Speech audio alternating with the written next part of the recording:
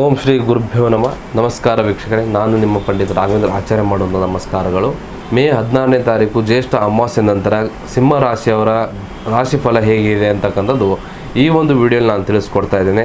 ಅದಕ್ಕಿಂತ ಮುಂಚೆ ನಮ್ಮ ಚಾನಲ್ನ ಲೈಕ್ ಮಾಡಿ ಹಾಗೂ ಶೇರ್ ಮಾಡಿ. ನಿಮ್ಮ ರಾಶಾಧಿಪತಿ ಸೂರ್ಯನ ಪ್ರಭಾವದಿಂದ ನಿಮ್ಮಲ್ಲಿ ಆತ್ಮವಿಶ್ವಾಸ ಅಂತಕ್ಕಂಥದ್ದು ಜಾಸ್ತಿ ಇರುತ್ತೆ.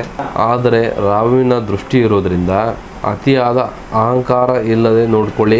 ಇನ್ನು ಶನಿ ತಮಗೆ ಸ್ವಲ್ಪ ಕಷ್ಟಪಡಿಸಿದರೂ ಕೂಡ ಗುರು ಆ ಕಷ್ಟಕ್ಕೆ ತಕ್ಕಂತೆ ಪ್ರತಿಫಲ ಕೊಡೋದ್ರಲ್ಲಿ ಮೋಸ ಮಾಡುವುದಿಲ್ಲ.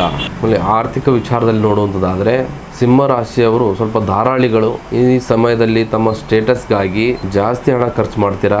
ದುಡ್ಡು ಬರೋದಂತೂ ಗ್ಯಾರಂಟಿ, ಆದರೆ ಸ್ವಲ್ಪ ಖರ್ಚು ಮಾಡ್ಕೊಳ್ಳೋದನ್ನ ಸ್ವಲ್ಪ ಕಡಿಮೆ ಮಾಡ್ಕೊಳ್ಳಿ. ಇನ್ನು ವೃತ್ತಿ ಮತ್ತು ಉದ್ಯೋಗದ ವಿಚಾರದಲ್ಲಿ ನೋಡುವಂಥದ್ದಾದರೆ ನೀವು ಯಾವುದಾದ್ರೂ ಸಂಘ ಸಂಸ್ಥೆ ಅಥವಾ ತಂಡದ ನಾಯಕರಾಗಿದ್ದರೆ ನಿಮ್ಮ ಮಾತಿಗೆ ಹೆಚ್ಚು ಕಿಮ್ಮತ್ತನ್ನು ಸಿಗುತ್ತೆ.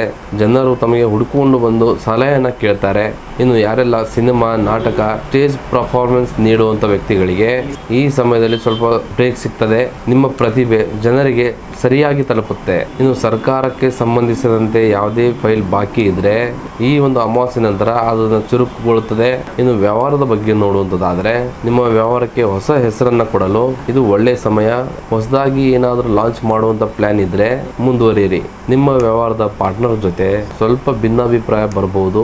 ಎಲ್ಲವನ್ನು ನೀವೇ ನಿರ್ಧಾರ ಮಾಡೋಕ್ಕೆ ಹೋಗಬೇಡಿ. ಅವರ ಮಾತನ್ನು ಸ್ವಲ್ಪ ಕೇಳಿ. ಬೆಲೆ ಬಾಳುವ ಲೋಹಗಳ ವ್ಯವಹಾರ ಮಾಡುವಂಥ ವ್ಯಕ್ತಿಗಳಿಗೆ ಲಾಭದ ಪ್ರಮಾಣ ಹೆಚ್ಚಾಗ್ತದೆ. ಇನ್ನು ಪ್ರೀತಿ ಮತ್ತು ಕುಟುಂಬದ ವಿಚಾರದಲ್ಲಿ ನೋಡುವಂಥದ್ದಾದರೆ ಮನೆ ಹಿರಿಯರ ಜೊತೆ ಸಣ್ಣ ಪುಟ್ಟದ ಜಗಳಗಳನ್ನು ಆಗ್ಬೋದು. ಅದರ ಜೊತೆಗೆ ಅವರ ಆರೋಗ್ಯದ ಬಗ್ಗೆಯೂ ಕೂಡ ಸ್ವಲ್ಪ ಗಮನವನ್ನು ನೀಡಿ. ಇನ್ನು ಪ್ರೀತಿ ವಿಚಾರದಲ್ಲಿ ಸ್ವಲ್ಪ ಎಚ್ಚರಿಕೆ ಅಗತ್ಯ. ನಿಮ್ಮ ಸಂಗಾತಿಯ ಮೇಲೆ ಅಧಿಕಾರ ಚಲಾಯಿಸೋದಕ್ಕೆ ಹೋಗಬೇಡಿ, ಅದು ವಿರಸಕ್ಕೆ ಕಾರಣ ಆಗ್ಬೋದು. ಇನ್ನು ಆರೋಗ್ಯದ ವಿಚಾರದಲ್ಲಿ ನೋಡುವಂಥದ್ದಾದರೆ ಉಷ್ಣದ ಬಾಧೆ ಮತ್ತು ಕಣ್ಣಿನ ಸಮಸ್ಯೆ ಕಾಣಿಸ್ಕೊಳ್ಬಹುದು. ಬಿಸಿಲಿನಲ್ಲಿ ಜಾಸ್ತಿ ಓಡಾಟ ಮಾಡುವಂಥ ಬೇಡ. ಹೃದಯದ ಆರೋಗ್ಯದ ಬಗ್ಗೆ ಸ್ವಲ್ಪ ಗಮನ ಇರಲಿ. ಅನಗತ್ಯವಾಗಿ ಟೆನ್ಷನ್ ಅನ್ನು ತಗೋಕ್ ಹೋಗಬೇಡಿ. ನೀವು ಅಮಾವಾಸ್ಯೆ ನಂತರ ಸೂರ್ಯನಿಗೆ ನೀರನ್ನು ಅರ್ಪಿಸಿ. ಶಕ್ತಿ ಮತ್ತು ಅಧಿಕಾರಕ್ಕಾಗಿ ಚಾಮುಂಡಿ ತಾಯಿಯ ದರ್ಶನವನ್ನು ಮಾಡಿ.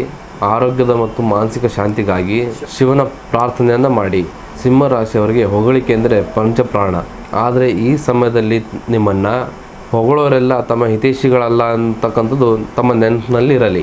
ಯಾರು ತಪ್ಪು ಯಾರು ಸರಿ ಅಂತಕ್ಕಂಥದ್ದು ಯೋಚನೆ ಮಾಡಿ ನಿರ್ಧಾರವನ್ನು ತೆಗೆದುಕೊಳ್ಳಿ. ನಿಮ್ಮದು ಕೂಡ ಸಿಂಹ ರಾಶಿ ಆಗಿದ್ದರೆ ಓಂ ಶ್ರೀ ಚಾಮುಂಡಿ ನಮಃ ಅಂತ ಕಮೆಂಟ್ ಮಾಡಿ. ಹಾಗೂ ಈ ಒಂದು ವಿಡಿಯೋನ ಲೈಕ್ ಮಾಡಿ, ಶೇರ್ ಮಾಡಿ ಹಾಗೂ ಸಬ್ಸ್ಕ್ರೈಬ್ ಮಾಡ್ಕೊಳ್ಳಿ. ಮತ್ತು ತಮ್ಮ ಜೀವನದಲ್ಲಿ ಏನೇ ಸಮಸ್ಯೆಗಳಿದ್ರೂ ನೇರವಾಗಿ ಬಂದು ಭೇಟಿ ನೀಡಿ ಅಥವಾ ಫೋನ್ನ ಮುಖಾಂತರ ಪರಿಹಾರವನ್ನು ಕಂಡುಕೊಳ್ಳಿ.